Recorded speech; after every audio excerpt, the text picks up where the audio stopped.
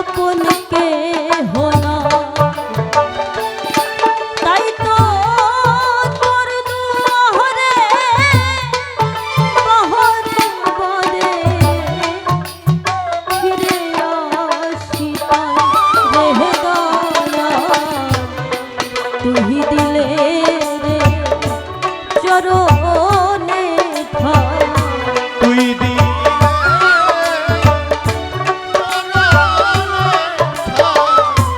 তুই দিলে রে চরণে ঠাই অকুলে ভস্ত হনা ভালোবাসা আর কেউ থাকলে তোরে ভালোবাসা না রে যাবার জোহরি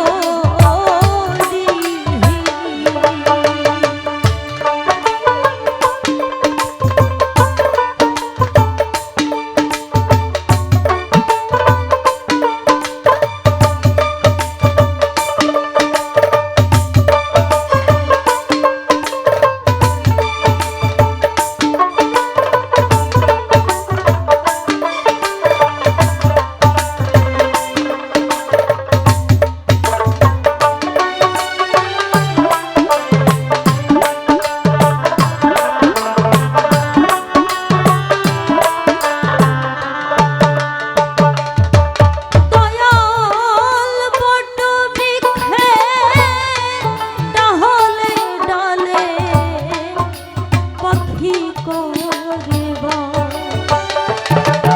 সেই পাখির ভরে বৃক্ষের কি হয় রে দয়া বট বৃক্ষে ডালে ডালে পাখি ও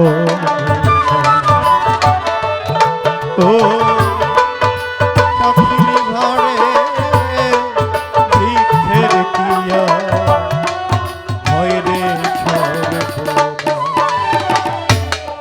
একটা দরবারে একজন মুর্শিদের কাছে কয়েক শত বা কয়েক হাজার ভক্তবৃন্দ আসে।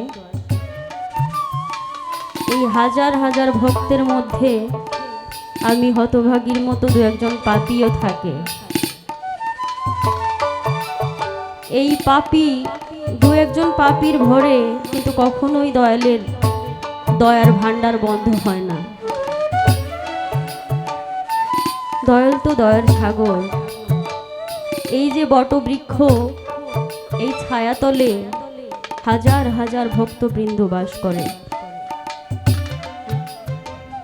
আমার মতো দু একজন পাপী থাকলে আমার মনে হয় দয়ালের কোনো যায় আসে না। তারপরও যদি সে দয়া করে, এই হতভাগী আমার মতো পাপীর একটু ঠাঁই তার ছায়াতলে দিতেই পারে।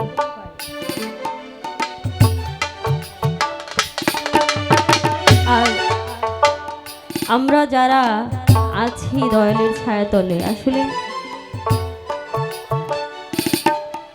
আমাদের অঞ্চলে একটা কথা বলে যে যে হারিয়েছে সে ছাড়া দুনিয়ায় বোঝার মতো কেউ নাই যে হারানোর যন্ত্রণা কতটুকু। হয়তো খুব প্রিয় কিছু হারায়নি, তারপরও লাইফ থেকে এমন কিছু হারিয়ে গেছে বা হারিয়ে যায় যেটা আসলেই মেনে নেওয়ার মতো পরিস্থিতি সবসময় হয়ে ওঠে না। আমি আমার দয়ালের মুখে এমনও শুনেছি যে আমার মুর্শিদ যদি এখনো থাকতেন, আর কিছু না হোক তার এই যে দর্শন ধরাধামে সে আছে, এটুকু যদি দেখতে পেতাম, এটাই যে শান্তি, এই শান্তি পৃথিবীর আর কোথাও হয় না। আমি আমার কথা বলি, মাত্র 2-3 দিন আগে দাদা ছিলেন আমার দয়ালের বাড়িতে, আমরা ভাই বোনেরা বসেছিলাম। আমি যখনই ফ্রি থাকি, প্রোগ্রাম থাকে না, আমি এমনও আছে প্রতি মাসেও আসা হয়। আমার বাড়ি কিন্তু কুষ্টিয়াতে, আমার দয়ালের বাড়ি থেকে 300 কিলোমিটার। আমার ভাই বোনেরা যারা আছে ম্যাক্সিমাম এই এলাকারই। আমি একজন মানুষ যে 300 কিলোমিটার দূরে থাকি। আমি যখন এখানে আসি আমার মনে হয় আমি না, প্রত্যেকটা ভক্তের জন্যই তার দয়ালের বাড়ি হচ্ছে বেহেস্তের বেহেস্তের থেকেও বেশি কিছু। জানি না বেহেস্ত কেমন, আমার মনে হয় আমি ফিল করি যতক্ষণ থাকি। কিন্তু যখন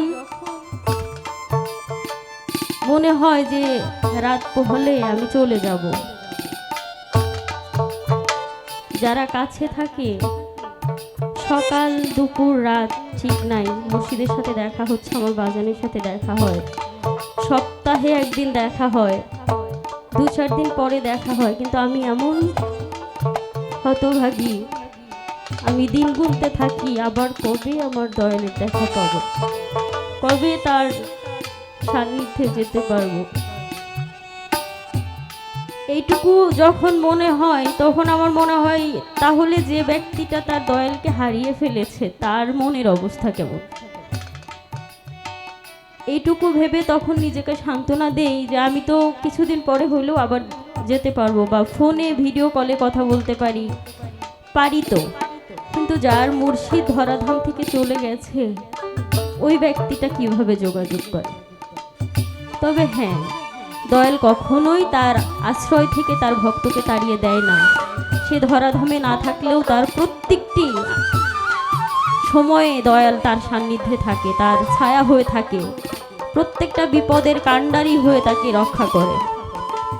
আমি দয়ালের কাছে প্রার্থনা রাখি এ জন্মে আসলে দয়ালের সাধনা কি, ভক্তি প্রেম ভাব আমার মধ্যে কিছুই নাই, তবু ওই হাজার হাজার ভক্তের ভিড়ে এই হতভাগীর যদি একটু দয়া করে রেখে দেওয়া হয় তাতেই আমার জীবন ধন্য। সেই জায়গা থেকে বলা হয়েছে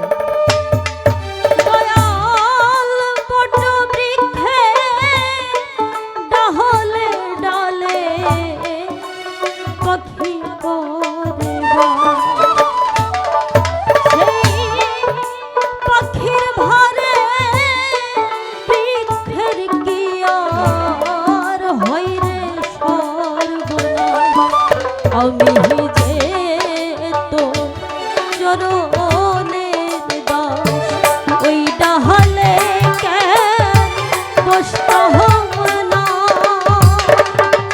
ও দয়াল ভালোবাসা আর কেউ থাকলে তোরে ভালোবাসা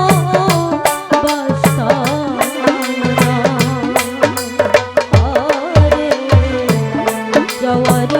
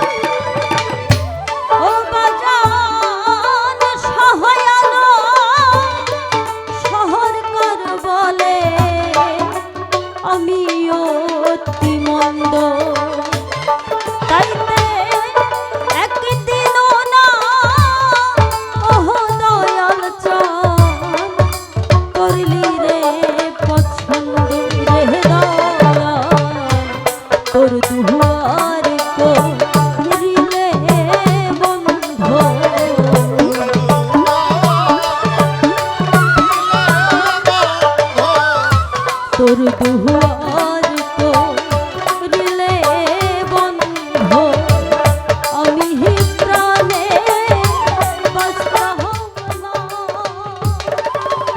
ও বাজা ভালোবাসা আর কেউ থাকলে, ভালোবাসা আর কেউ থাকলে তোরে